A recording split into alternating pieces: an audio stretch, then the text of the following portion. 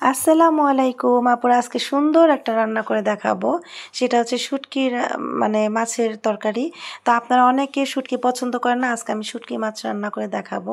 তো শুটকিটা আমি ভালো করে ভেজে গরম পানি দিয়ে ধুয়ে রেখেছি এবং হচ্ছে এখন একটা পাত্রে হচ্ছে পেঁয়াজ কাঁচামরিচ দিয়ে আগে ফার্স্ট এটাকে একটু করে নিব।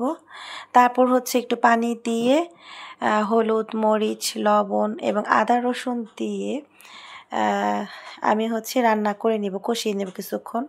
তো কষানো হলে আমরা শুটকি মাছগুলো এই যে দিয়ে দিব।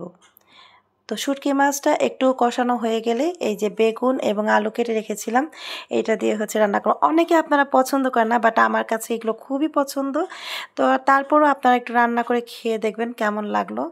তারপর হচ্ছে বেগুন আলু হচ্ছে এরকম লাড়া দিয়ে আমরা কিছুক্ষণ কষাবো তরকারিটা, যতক্ষণ হচ্ছে একটু মানে না হয়ে যায়। হ্যাঁ, তারপর মানে একটু হয়ে আসলেই আমরা হচ্ছে এই যে একটু হয়ে আসলে আমরা হচ্ছে পানি দিয়ে দিব অল্প কিছু সিদ্ধ হওয়ার জন্য।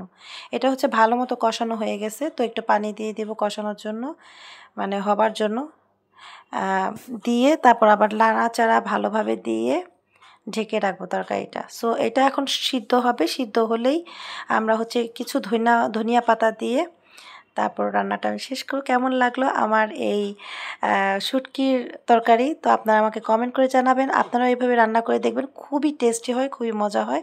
সবাই আমার চ্যানেলটিকে সাপোর্ট করবেন, সাবস্ক্রাইব করবেন। ভালো থাকবেন। আসসালামু আলাইকুম। সবাই আমার জন্য দোয়া করবেন যেন আমি এরকম সুন্দর সুন্দর ভিডিওগুলো দিয়ে দিতে পারি। আর এই হচ্ছে আমার শুটকি রান্না তরকারি। দেখতে কেমন লাগলো সবাই কমেন্ট করে কিন্তু অবশ্যই অবশ্যই আমার কমেন্ট বক্সে জানাবেন, ঠিক আছে? তো আমি হচ্ছে চেষ্টা করেছি যতটুকু ভালো করা যায় রান্নাটা করে